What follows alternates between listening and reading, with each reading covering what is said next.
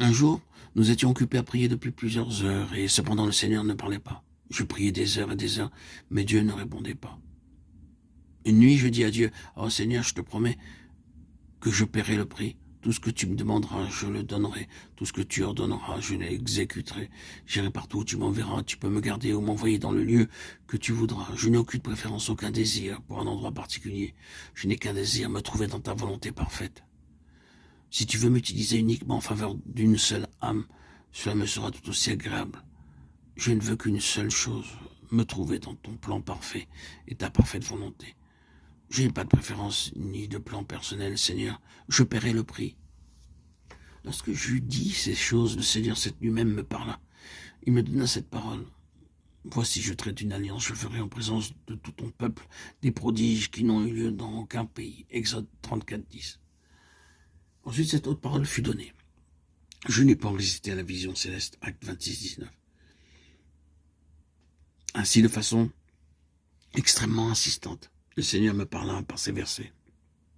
Cette nuit-là. Dès ce moment-là, nous fûmes parfaitement convaincus et certains que Dieu allait faire une chose nouvelle par un chemin nouveau. Nous nous mîmes alors à prier en disant, « Seigneur, nous ne voulons pas une église indienne, américaine, anglaise ou autre, mais nous voulons ton église vivante. Nous t'obéirons pas à pas. Nous ne voulons pas foncer d'une manière inconsidérée, mais nous voulons t'obéir pas à pas. » Alors le Seigneur nous donna cette parole. Paul demeura 2 ans entiers dans une maison qu'il avait louée. Il recevait tous ceux qui venaient le voir, prêchant le royaume de Dieu et enseignant ce qui concerne le Seigneur Jésus-Christ en toute liberté et sans obstacle. Acte 28, 30, 31. Ainsi, nous comprîmes que le Seigneur voulait que nous commencions un travail dans une maison qu'il nous fallait louer. J'avisai alors 2 collaborateurs à Madras, leur disant, « S'il vous plaît, voudriez-vous avoir la gentillesse de trouver quelque part une petite maison ?» Ils en trouvèrent une. Après quelques jours, 12 d'entre nous se réunirent dans cette petite maison. Ces 12 hommes étaient tous des gens faisant entièrement confiance à Dieu pour tous leurs besoins. Nous avions la même vision et le même fardeau. En arrivant dans cet endroit, nous dîmes aux croyants, « Ceci est une maison de prière pour tous les peuples. » Dieu lui-même nous avait en effet donné cette parole. « Je les amènerai sur ma montagne sainte et je les réjouirai dans ma maison de prière. Leur holocauste et leurs sacrifices seront agréés sur mon autel, car ma maison sera appelée une maison de prière pour tous les peuples. » Ésaïe 56, 7. Nous leur dîmes également, nous n'avons aucune intention, aucun autre plan que de prier pour vous et de vous aider par la prière.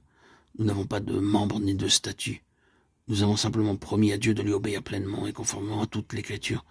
Nous ne voulons suivre aucune tradition ou coutume humaine, qu'elle soit hindoue ou autre. Nous les refusons toutes.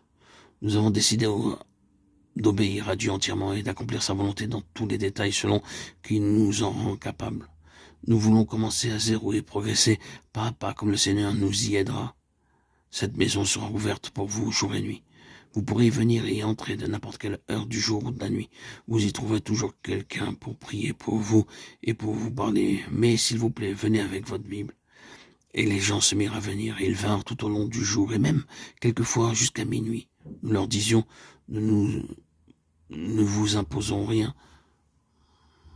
Nous n'avons aucun droit sur vous. Vous êtes simplement les membres du corps de Christ.